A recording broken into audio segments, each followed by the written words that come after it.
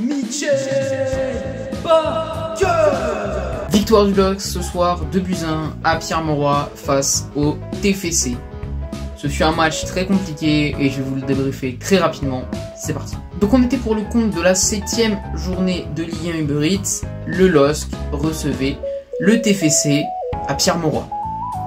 Pour ce match, c'était assez important car une victoire nous permettait de nous rapprocher de Marseille qui était 3e au moment où on parlait, qui est bien sûr toujours 3e. Le match a mal débuté, à savoir que pendant toute la première période, le LOSC n'a quasiment pas existé du match. Il a fallu attendre la seconde période et les sorties d'André Gomes et de Thomas Meunier au profit de Bouhaddi et de Thiago Santos pour voir le LOSC se réveiller. Et quand je dis se réveiller, c'est que dès le début de la seconde période, c'est un tout autre visage du LOSC qui a vu le jour. D'abord, on a eu plusieurs occasions dès l'entame de la seconde période. Jusqu'à la 57e minute et un but tout simplement magnifique d'Angel Gomes suite à un 1-2 entre lui et Sahraoui et une louche exceptionnelle d'Ossam Sahraoui. À ce moment-là, le LOSC est toujours à 1 partout parce qu'au préalable, vers la 40e minute de jeu, le TFC avait marqué un but où on n'a vraiment pas de chance, une première intervention de Gudmundsson, puis une parade de Chevalier, et malheureusement, la montre vibre, et effectivement, il y a but de quelques millimètres. Pas de chance.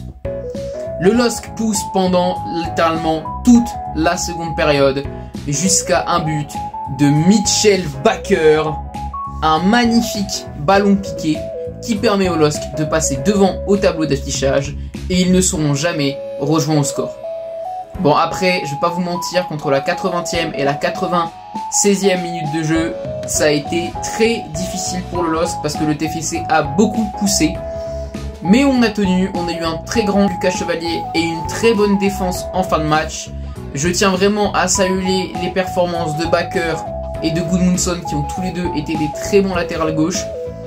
Je tiens à saluer tous les entrants, que ce soit Bouhaddi, que ce soit Thiago Santos, que ce soit Fernandez Pardo, que ce soit Rémi Cabella, ils se sont tout de suite mis au diapason du match pour permettre au LOSC de l'emporter et de récupérer les 3 points.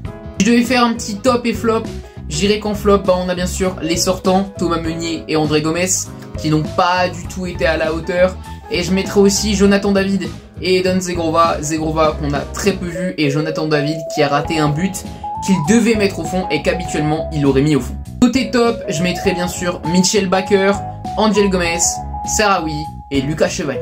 On peut donc dire que la défense a été impériale en seconde période, mais par contre en première il y a eu quelques lacunes. Alexandro a plutôt fait un bon match, tout comme Diakité et Gudmundsson. Vraiment la seule faiblesse en première mi-temps c'était Thomas Meunier, et d'ailleurs ça vient du côté droit de Thomas Meunier à la base où Thomas Meunier est complètement absent. Alexandro se retrouve tout seul pour défendre face à un Toulousain, sauf que comme il a déjà un carton jaune, il ne peut pas se jeter sur lui. Total, on prend un but et on se met dans la merde dès la première mi-temps. Après, le plus important, c'est les 3 points. On a quand même eu la manière dans la seconde période où on a largement géré les débats. Donc c'est le principal, les 3 points, on remonte en classement et on met enfin fin définitivement à notre série noire. Ça fait 3 matchs de suite qu'on gagne avec un but encaissé en 3 matchs, dont un face au Real en Ligue des Champions. La suite, ce sera donc après la trêve internationale face à Monaco, puis l'Atlético Madrid en Ligue des Champions.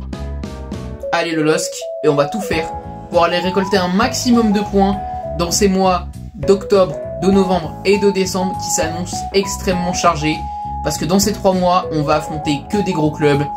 Là, pour vous donner par exemple les 3 prochains matchs, on aura donc du coup Monaco, l'Atlético Madrid, le RC Lens. C'est juste complètement aberrant d'avoir 3 gros matchs comme ça en une semaine à peine. Mais bon, qu'est-ce que vous voulez, hein, on va s'y faire. On va tout faire pour récolter un maximum de points. Et puis moi, je serai là pour vous débriefer les matchs de Ligue des Champions et une fois de temps en temps, les matchs de Ligue 1.